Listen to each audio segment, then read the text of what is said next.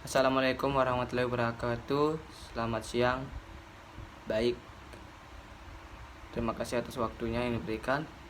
Saya akan menjelaskan karakteristik agribisnis. Sebelum saya menjelaskan apa itu karakteristik agribisnis, saya akan menjelaskan apa itu pengertian dari agribisnis. Agribisnis adalah suatu bisnis berbasis usaha pertanian juga di bidang lain yang mendukung, baik itu di bidang sektor hulu atau juga hilir.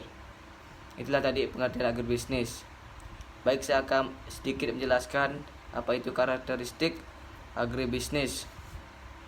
Karakteristik agribisnis terdapat 5 yang membedakan keunikan dibanding bisnis lainnya, yaitu 1. Keunikan dalam aspek sosial, budaya, dan politik. 2. Keunikan karena adanya ketidakpastian dari produksi pertanian yang berbasis biologis. 3. Keunikan dalam derajat intensitas intervensi politik dari pemerintah. 4. Keunikan dalam kelembagaan pengembangan teknologi. 5. Perbedaan struktur persaingan. Keunikan dalam aspek sosial, budaya, dan politik. Agribisnis tumbuh sebagai hasil peradaban manusia, sehingga keberagaman sosial dan budaya turut pula membentuk struktur, perilaku, dan kinerja dari agribisnis.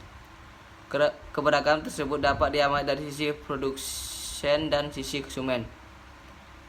Keunikan karena adanya ketidakpastian dari produksi pertanian yang berbasis biologis.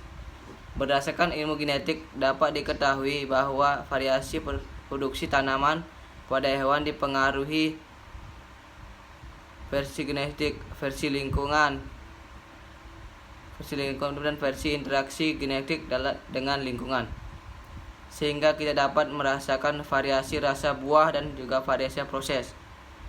Perkembangan teknologi dan rekayasa memang juga menyumbangkan hal yang bermanfaat, seperti menyeragamkan produksi melalui aplikasi teknologi kultur, jaringan maupun cloning, embrio transfer, dan genetik, rumah kaca, hidroponics, penyeragaman lingkungan, bioteknologi. Namun aplikasi teknologi tersebut relatif mahal dan terbatas.